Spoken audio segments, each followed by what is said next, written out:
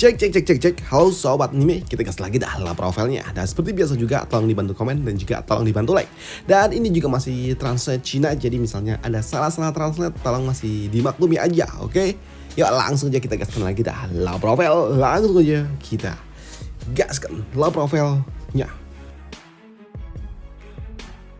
Review sedikit dari part sebelumnya. Saat ini Liu Xiaogi dia pun memutuskan untuk turun gunung, dan kali ini Liu Xiaogi dia turun gunung tidak sendiri, tapi dia ditemani oleh murid dari Bibi Ning, yaitu Ping. Dan di tempat inilah Liu Xiaogi dia pun akan melakukan sebuah perjalanan menuju sebuah tempat yang disebut sebagai King. Dan itu adalah tempat yang sungguh sangat jauh, dan itu membutuhkan waktu yang sangat lama jika mereka harus terbang dengan santuy, dan juga membutuhkan energi spiritual yang sungguh sangat banyak jika harus menggunakan item spiritual ini untuk terbang menuju wilayah itu. Mengingat tempat itu sungguh sangat jauh hingga membuat Ping dia pun meminta kepada Liu Xiaogi untuk menghemat energi spiritualnya saja dan gunakan saja kuda tercepat yang ada di bawah sana, dan itu mungkin saja dapat menghemat energi spiritual yang dimiliki oleh Liu Xiaogi. Tapi untuk Liu Xiaogi, jika dia harus menggunakan kuda, tentunya itu harus membutuhkan waktu yang sungguh sangat lama, mungkin sekitar 1 atau 2 tahun baru kita bisa sampai ucap dari Liu Xiaogi. Dan menggunakan inilah item terbang inilah adalah tempat dan alat terbaik untuk dapat membawa mereka secepat mungkin. Dan untuk energi spiritual nggak perlu khawatir, ucap dari Liu Xiaogi yang membuat Ping dia put benarkah kalau begitu? Baiklah, ucap dari Ping. Kini Ping dia pun beralasan karena dia hanya ada di tingkatan rendah, jadi energi spiritualnya terbatas, dan jika dia harus menggunakan benda seperti ini, tentunya itu akan membuatku kering, ucap dari Ping. Dan untuk Ping, dia juga nggak tahu kalau skill energi spiritual yang dimiliki oleh Liu Xiaogi sungguh sangat banyak hingga membuat dirinya nggak tahu harus gimana. Sedangkan untuk Liu Xiaogi sendiri, dia pun tahu kalau gadis ini pasti dia memiliki latar belakang yang cukup berbeda, dan itu membuat Liu Xiaogi sempat menotis karena sistem sebelumnya juga memberikan sebuah informasi kalau dirinya akan mendapatkan item tingkat orange jika Liu Xiaogi pergi bersama dengan gadis ini, yang membuat Liu Xiaogi dia juga penasaran tentang latar belakang dari gadis ini juga, dan itu membuat Liu Xiaogi ingin tahu, dan dia sempat berpikir apakah aku harus sedikit mengorek informasi agar sistem memicu sebuah petunjuk pikir dari Liu Xiaogi, hingga membuat Liu Xiaogi pada akhirnya dia pun berujar kepada Ping. Ping, sebelumnya kau mengatakan kalau kau berasal dari wilayah tempat yang akan kita tuju, dan kau juga telah menjadi murid dari Sekte Pedang. Yang aku ingin tanyakan adalah, sebelum kau menjadi murid dari Sekte Pedang, apakah kau tinggal di kerajaan King? Ucap dari Liu Xiaogi, dan hal itu pun sempat menotis bagi gadis kecil ini. Dan hal itu juga dibenarkan oleh gadis ini. Ya, itu benar. Sambut dari gadis ini yang tiba-tiba saja nadanya langsung berubah serius. Di sini gadis ini dia juga mengatakan kalau sejatinya dia tinggal di kerajaan, tapi ada sesuatu yang cukup berbeda karena sejatinya ada sebuah perbedaan di antara mereka yang merupakan anak sah dan juga tidak sah. Jadi itu bukanlah tempat yang bagus, ucap dari gadis ini. Kenapa dia pergi dari wilayahnya sendiri, yang membuat Liu Xiaogi yang mendengarnya dia pun sedikit tertarik karena ini ada sesuatu yang sepertinya janggal dengan cerita dari gadis ini, yang membuat Liu Xiaogi dia pun meminta kepada gadis ini untuk menceritakan lebih detail lagi tentang apa yang sebenarnya terjadi dengan dirinya dan juga wilayah kerajaannya. Dan itu jelas membuat Liu Xiaogi kepo. Dan ini membuat gadis Ping pada akhirnya dia pun menceritakan tentang apa yang sebenarnya terjadi dengan kondisi dirinya, di mana dia mengatakan kalau aku tidak berani untuk menyembunyikan sesuatu dari senior. Jadi aku akan menceritakannya karena sejatinya ayahku dia memiliki banyak istri, dan dari banyak istri itu tidak ada satupun yang dapat melahirkan seorang laki-laki. Jadi ketika ibuku sedang mengandung diriku, ada seorang tabib ataupun pendeta yang meramal nasib ibuku dan mengatakan kalau ibuku sedang mengandung seorang anak laki-laki. Jadi itu jelas membuat ayah sungguh sangat senang, bangga, dan juga tentunya membuat ayahku dia sangat bahagia, dan dia bahkan sampai tidak tidur berhari-hari demi itu semua. Dan itu tapi adalah sumber masalahnya karena gara-gara ramalan itu ibuku dia dicemburui oleh istrinya yang lainnya, dan itu jelas membuatku tidak benar karena hal itu membuat ibuku mendapatkan sebuah perlakuan yang tidak benar dari wanita-wanita lainnya, dan itu membuat ibuku harus mendapatkan sebuah hal-hal yang tidak benar dari mereka semua. Mereka semua melakukan segala cara untuk dapat menghancurkan diriku dan juga ibuku di kala itu, dan hal itu pun terjadi. Ujian dari gadis ini, dan ini semua terjadi karena ramalan gila itu. Ujar dari gadis itu yang membuat Shaggy dia berujar, oh baiklah aku mengerti. Dan ini semua artinya kalau kau sungguh sangat beruntung. Ujar dari Shaggy yang mengatakan kalau gadis ini cukup beruntung karena dia dapat dilahirkan. Tapi Shaggy dia juga tahu kalau sepertinya ini adalah situasi yang memang sering terjadi di kehidupan yang zaman-zaman kuno memang. Hal yang seperti ini cukup wajar. Ujar dari Shaggy di dalam hati. Tapi untuk gadis Aming yang mengatakan kalau dirinya memang cukup beruntung karena dia dapat dilahirkan ke dunia ini. Tapi tidak dengan ibunya. Ibunya benar-benar tidak beruntung. Karena ketika ibuku mengandung diriku, dia benar-benar tubuhnya benar-benar rusak. Hingga membuat dirinya ketika dia berhasil melahirkanku, dia harus berakhir. Ujar dari Aping yang sungguh terlihat emosi juga di setiap kata-kata yang dia ucapkan. Dan untuk sistem pun dia menotis dan juga merespon dengan apa yang diucapkan oleh Aping sebelumnya. Dan itu membuat sistem memberikan sebuah informasi apakah Shaggy ingin memeriksa latar belakang hidup dari Aping yang sebelumnya. Dengan sistem yang menotis tentunya membuat Shaggy sungguh sangat senang dan dia juga ingin tahu sebenarnya apa yang sebenarnya terjadi dengan gadis ini. Dan ternyata sistem juga memberikan sebuah informasi kalau ternyata Shaggy harus mendapatkan informasi itu dari Aping aja. Dan untuk Shaggy dia harus memecahkan masalah ini sendiri aja. Yang membuat Shaggy yang mendengar informasi dari sistem yang memang gak berguna tentunya membuatnya sungguh sangat kesal. Informasi gak berguna. Jam dari Shaggy yang sungguh sangat kesal dengan sistem. Memberikan sebuah notifikasi tapi gak ada informasi yang berarti yang membuat Shaggy gak ada gunanya juga. Ucap dari Shaggy. Tapi di sini Shaggy dia juga ternotis dengan cara pikirnya sendiri dan itu membuatnya berujar, tunggu. Sistem tidak akan pernah memberikanku sebuah perintah tanpa sebuah alasan yang artinya pasti ada sebuah penjelasan akhir di balik ini semua. Yang sepertinya ini adalah sebuah penjelasan yang mengandung narasi subjektif. Kenyataan objektif. Artinya masih banyak misteri di balik ini semua. Ujar dari Shaggy yang sungguh sangat tertarik dengan misteri apa yang ada di balik ini semua. Gadis ini sepertinya yang dikatakan semuanya itu cukup masuk akal, tapi ini sebuah kata-kata subjektif yang artinya ada sesuatu di balik ini semua yang belum terungkap, yang sebenarnya apa ya? Ini benar-benar menarik perhatian. Ujar dari Shaggy yang masih bingung dengan apa yang sebenarnya terjadi dan dia pun juga bingung dengan sistem karena saat ini sistem memberitahukan kepada Shaggy kalau gadis ini ada misteri di setiap kata-kata yang dia ucapkan. Dan untuk gadis ini dia juga mengatakan kalau seperti apa yang dia ucapkan itu nggak ada yang salah. Tapi kenapa sepatunya ada sebuah kejanggalan yang membuat Shaggy jadi tambah bingung dan juga tertarik tentunya. Tapi di sela-sela Shaggy sedang bengong, tiba-tiba aja ada seseorang yang berujar, wah. Kalian berdua, apakah kalian membutuhkan seseorang yang dapat membantu kalian? Seorang kakak senior yang lembut hati dan juga baik datang serta cantik menemani kalian di dalam perjalanan panjang kali ini. Ujar dari seseorang yang tiba-tiba saja datang menotis bagi Shaggy dan juga gadis Aping. Dan ternyata yang berbicara itu adalah tante Duhai ini yang datang entah dari mana, tiba-tiba aja dia muncul. Melihat itu tentunya menotis bagi Aping karena dia tahu itu adalah Bibi dan itu membuatnya berujar, Bibi langsung disumpel. Bibir Aping langsung disumpel oleh gadis ini, dimana gadis ini, tante ini dia pun menolak untuk dapat dipanggil Bibi. Jangan panggil aku Bibi, panggil aku kakak, panggil aku kakak. Ujar dari gadis ini yang menolak untuk dapat dipanggil Bibi. Dia minta dipanggil kakak dong. Tuh yang membuat gadis Aping dia pun bingung. Apa? Kakak. Kalau begitu kakak, jika dipanggil kakak terus masterku gimana? Di sini gadis Aping dia pun bingung bagaimana harus dia memanggil gadis ini mengingat status yang dimiliki oleh gadis ini setara dengan masternya. Dan untuk gadis ini dia nggak peduli Aping mau manggilnya apa, terserah. Tapi untuk Shaggy dia harus memanggil dirinya sebagai kakak. Dia ingin Shaggy memanggilnya sebagai kakak. Kalau Aping memanggilnya apapun itu terserah. Tapi untuk Shaggy harus memanggil dirinya sebagai kakak. Tapi untuk Shaggy sendiri saat ini alih-alih dia memanggil kakak, dia justru malah memanggilnya Bibi. Shaggy nggak peduli, dia pun tetap memanggil gadis itu sebagai Bibi. Bibi, apa yang kau lakukan di tempat ini? Ujar dari Shaggy. Dan untuk Shaggy dia pun teringat dengan apa yang sebelumnya pernah dia bicarakan dengan tante ini. Kalau sebelumnya tante ini pernah bertanya di dalam perjalananku yang terakhir, apakah aku akan keberatan jika aku mendapatkan seseorang yang datang membantuku, menemani perjalananku, dan aku mengatakan saat itu tidak. Dan sekarang dia datang untuk menemaniku kah? Apa-apaan ini? Ucap dari Shaggy. Tapi di sini untuk Bibi Chu ataupun Tante Chu, dia pun mengatakan kalau dirinya datang ke tempat ini untuk merawat mereka berdua. Dan ini semua adalah permintaan dari Bibi Ning. Ujian dari Tante Chu, dia pun mengatakan kalau saat ini kultivator iblis dan juga kultivator jahat tersebar di wilayah Kingzhou. Dan untuk Kingzhou sendiri saat ini kondisinya juga enggak baik-baik amat.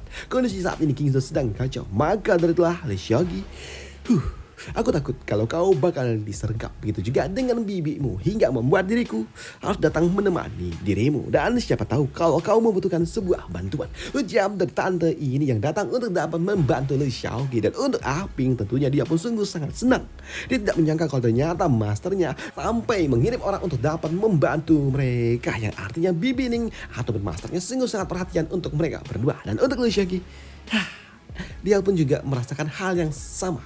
Dia pun merasakan sungguh sangat senang kalau ternyata bibinya sungguh sangat perhatian seperti ini kepada dirinya. Dan ini adalah perasaan yang benar-benar hangat untuk dirinya. Karena sebelumnya ketika Li Xiaoqi menjadi seorang player ataupun ketika dia masih menjadi seorang manusia, dia nggak pernah merasakan kasih sayang seperti ini dari seseorang, dari orang tua. Karena orang tuanya sibuk gawe aja hingga membuat Li Xiaoqi nggak mendapatkan perasaan kasih sayang dari kedua orang tuanya. Dan ketika dia telah menjadi seorang NPC di dalam dunia Tianxuan ini, justru dia mendapatkannya dari seorang bibi, bukan emaknya juga, karena emaknya juga udah nggak ada. Jadi di sini dia pun mendapatkan perhatian itu dari bibinya yang membuat Li Xiaoqi sungguh sangat senang karena mendapatkan perhatian dari orang dewasa. Dan jika kalian adalah keluarga cemara, kalian mungkin gak akan mengerti perasaan seperti ini. Karena kalian perasaan dilindungi, dihargai, dan juga disayangi oleh keluarga itu adalah hal yang biasa kalian dapatkan. Tapi tidak untuk mereka yang keluarganya itu broken home. Dan mendapatkan perhatian sedikit aja dari keluarga itu adalah sesuatu yang berbeda, coy. Serius. Jika kalian memberikan home, mendapatkan perhatian dari keluarga itu beda, coy, rasanya. Oke, lanjut next. Dan untuk Li Xiaoqi, dia pun mendapatkan sebuah perhatian dari Bibi ini yang mengirimkan orang lain untuk dapat mengawasi dirinya dan juga menemaninya. Sungguh sangat senang, membuat hatinya pun senang tentunya. Dan untuk tante ini dia pun mengatakan kalau dia datang ke tempat ini sebenarnya ya ada beberapa hal, tapi ya udahlah, karena kalian berdua ini adalah anak-anak kecil dan tidak tahu tentang kerasnya dunia luar, maka adalah tentunya aku akan datang membantu kalian. Karena sejatinya di luar sana, di dunia luar sungguh sangat berbahaya. Bukan cuma sekte para palmun saja, tapi ada juga beberapa kultivator iblis dan juga para kultivator jahat yang dapat mengincar kalian di tengah-tengah perjalanan kalian. Ucap dari tante duhai ini, benarkah? Hei, kira itu membuat Li Xiaoqi dia pun tentunya tertarik karena yang dia tahu kalau di dalam Kingzhou ini hanya sekte para palmun saja yang merupakan kultivator iblis. Dan dia juga tidak tahu kalau ada beberapa kultivator iblis ataupun kultivator jahat lainnya juga yang membuat Li Xiaoqi pun tentunya dia sungguh sangat tertarik dengan kultivator jahat karena diharap bisa aja mereka menghasilkan mini boss lainnya yang dapat memberikan hadiah untuk dirinya. Dan itu jelas membuat Li Xiaoqi tentunya menjadi tambah penasaran mana sekte-sekte jahat yang bisa dimanfaatkan oleh dirinya. Dan untuk tante ini dia pun mengatakan kalau sejatinya ada 7 organisasi jihad di wilayah Kingzhou, baik dari perkumpulan ataupun sekte para Full sekte Yanluo, sekte hasrat iblis, sekte iblis tersembunyi, sekte iblis laut esensi, iblis hijau, dan juga sekte Youzu. Mereka adalah perkumpulan dari para iblis-iblis jahat ataupun kultivator jahat. Dan mereka tersebar di berbagai wilayah yang ada di Kingzhou ini. Dan mereka semua juga memiliki sebuah keyakinan dan juga filosofi yang berbeda setiap sekte. Tapi intinya mereka semua sungguh sangat jahat dan mereka semua pun sangat-sangat mengerikan. Bahkan ada juga beberapa kultivator yang berasal dari satu sekte, yaitu sekte iblis yang hanya berfokus kepada seorang wanita. Dan itu adalah mereka memiliki sebuah hasrat tersembunyi untuk seorang wanita. Walaupun mereka adalah kultivator iblis, tapi mereka juga kultivator wanita. Dan mereka hanya melepaskan hasrat khusus untuk seorang wanita. Ujar dari bibi itu yang membuat Aping dia pun bingung. Apa?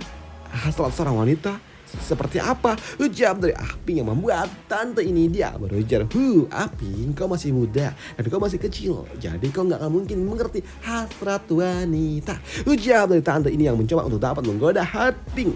Dan untuk Aping, dia pun berpikir liar. Dia pun berpikir kalau hasrat itu hanyalah sebuah kultivasi ganda. Dan itu jelas membuatnya pun jadi malu-malu karena dia berpikir kalau hasrat cuma kultivasi ganda. Sedangkan untuk Li Xiaoqi dia pun mengatakan kepada Aping untuk jangan berpikir kotor dulu, jangan berpikir soal kultivasi ganda mulu, karena sejatinya hasrat yang dimiliki oleh iblis wanita bukan cuma itu aja, tapi banyak, dari melahap, menghancurkan, dan juga banyak-banyak yang lainnya. Dan tolong Aping cernihkan pikiranmu, bukan cuma itu aja. Ucap dari Li Xiaogi yang membuat Aping tentunya jadi malu dong. Waduh, setelah Aping diucapkan oleh Li Xiaogi, untuk tante ini dia pun, halah Li Xiaogi, kenapa kau berpikir seperti itu?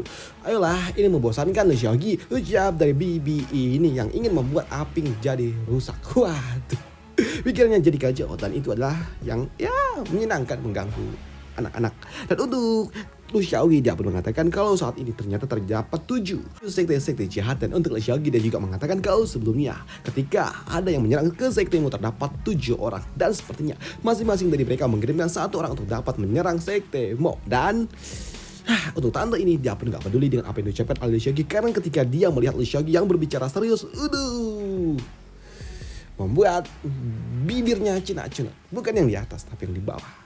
Cenut-cenut ketika dia melihat Li Xiaogi yang tampak serius seperti itu. Waduh, ini benar-benar membuatku basah, mas, ucap dari tante ini. Waduh, dan untuk Aping dia pun mengatakan, jadi dalang dibalik ini semua siapa? Ucap dari Aping. Dan untuk tante ini dia pun mengatakan kalau sejatinya untuk dalang dibalik ini semua masih sulit untuk dapat dicerna, karena mereka adalah orang-orang jahat dan mereka juga sungguh sangat tersembunyi, yang artinya sangat sulit untuk dapat diketahui. Tapi intinya adalah mereka pasti adalah pimpinan dari masing-masing wilayah ataupun satu pimpinan besar di wilayah dari sekte Parpelmon. Mungkin saja orang besar yang berasal dari sekte Parpelmon, ucap dari tante ini. Dan untuk Li Xiaogi dia pun mengatakan, ya ini pasti adalah orang penting yang sedang bersembunyi, ucap dari Li Xiaogi. Tapi di dalam hati Li Xiaogi dia pun tahu kalau sejatinya kalian tidak akan mungkin tahu siapa dalang di balik ini semua, dan kalian tidak akan mungkin terfikirkan karena sejatinya dalang di balik ini semua adalah master sekte pedang kalian, ucap dari Li Xiaogi di dalam hati.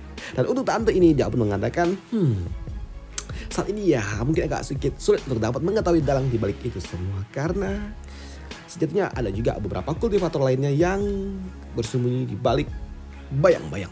Karena sejatinya bukan cuma sekte perang saja yang menguasai wilayah Kingzhou, tapi ada juga beberapa sekte lainnya yang sedang tersembunyi, dan mereka juga memiliki kekuatan yang sungguh sangat luar biasa, yang membuat Li Xiaogi agak sedikit ternotis dan tidak menyangka kalau ternyata ada sekte tersembunyi yang cukup kuat di wilayah Kingzhou. Dan itu membuat Li Xiaogi pun bertanya apakah Sofragan pernah mengunjungi tempat itu, dan hal itu pun dibenarkan oleh tante ini. Ya, tentu saja mereka sungguh sangat kuat dan kekuatan mereka juga sungguh sangat luar biasa. Dan untuk Sofragan tentunya dia pernah mengunjungi tempat-tempat mereka karena mereka juga sungguh sangat kuat. Sekte mereka juga sungguh sangat kuat, dan kekuatan mereka juga dibagi menjadi 9 negara dan juga 13 sekte. Selain itu ada juga 7 sekte utama yang dipimpin langsung oleh sekte pedang. Dan ya, intinya mereka juga terdiri dari sekte-sekte besar dan juga orang-orang kuat di dalamnya. Dan tentunya mereka juga luar biasa, apalagi 6 sekte tersembunyi itu, ucap dari tante ini. Dan dia juga mengatakan kalau dirinya cuma tahu sedikit aja tentang itu semua, karena yang lebih tahu tentang itu semua adalah mereka para tetua. Dan untuk dirinya hanya tahu dikit-dikit doang,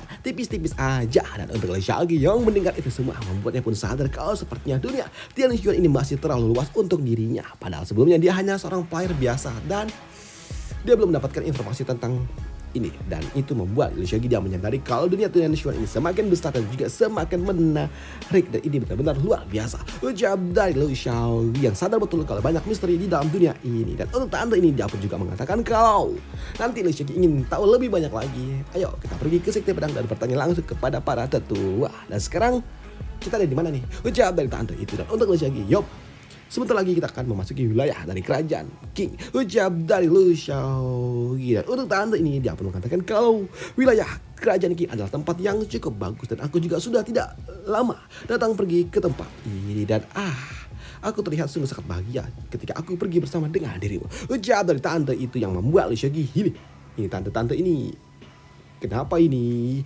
Namun untuk Aping dia pun berpikir kalau sepertinya dia nggak seharusnya ada di tengah-tengah mereka berdua, karena mereka berdua ini agak sedikit lebih dewasa nggak sih? Pikir dari Aping yang merasa kalau dirinya masih anak-anak, karena pembicaraan dari Li Xiaogi dan juga tante ini terlalu dalam untuk dirinya. Sedangkan untuk Li Xiaogi sendiri saat ini dia pun juga masih bingung dengan apa yang sebenarnya terjadi dengan anggota dari sektemo yang lainnya. Para player-player itu kenapa mereka belum menyelesaikan misi yang sebelumnya telah dia berikan untuk dapat mengalahkan para zombie-zombie itu, yang membuat dia berpikir kalau sepertinya halah, ini para pemain kemana aja? Kenapa misinya belum selesai juga? Pikir dari Shaggy, karena memang masih ada beberapa zombie yang belum dikalahkan oleh para player itu. Dan nyatanya bukan belum dikalahkan oleh para player, tapi karena para player lah yang terlalu kuat hingga membuat para player sulit untuk dapat menemukan zombie-zombie itu. Dan kenapa sulit? Karena sejatinya para zombie-zombie itu mereka bersembunyi di balik air terjun. Mereka sembunyi takut karena mereka tahu kalau mereka keluar mereka benar-benar akan hancur, hingga membuat para zombie yang sebelumnya nggak punya pikiran jadi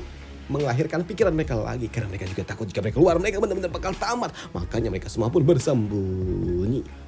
Namun dari mereka para player yang sedang mencari di mana zombie-zombie sini ada, Ling dia pun juga sama dengan para murid-murid dari sektemu. Mereka mencari di mana zombie-zombie itu berada. Namun di sela-sela dia sedang mencari zombie dan dia juga merasakan kalau ada aura zombie di balik air terjun itu, membuatnya pun mencoba untuk dapat mendekati air terjun itu, yang membuatnya berpikir kalau mungkin aja ada zombie yang sedang bersembunyi di balik air terjun itu. Dan kedatangan dari Ling tentunya membuat para zombie yang sedang bersembunyi mereka pun langsung ketakutan, keringat dingin.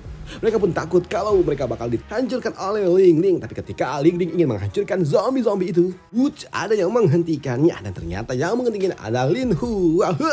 Ling, apa yang kau lakukan di tempat ini? Kau ingin mengambil semua zombie-zombiku kah? Ucap dari Lin Hua yang membuat Ling dia berkesal dengan bocah tengil ini. Apa nih bocah tengil ini? Ucap dari Ling. Dan untuk Ling dia pun mengatakan kalau bocah berbiji satu enggak usah ribut-ribut. Yang membuat bocah ini dia pun sungguh sangat kesal ketika dia dikatakan bijinya cuma satu, hingga membuat dirinya ingin memberikan sebuah pelajaran kepada Ling. Dan untuk Ling dia pun juga kesal dengan bocah ini karena dia adalah bocah yang sungguh sangat sombong, karena sejatinya mereka juga kenal di dunia nyata, yang membuat mereka berdua pun terlibat di dalam sebuah perselisihan. Namun dengan kemampuan yang dimiliki oleh Ling yang jauh lebih kuat daripada Lin Hua, membuat bocah ini dia pun mendapatkan sebuah pelajaran yang diberikan oleh seniornya ini.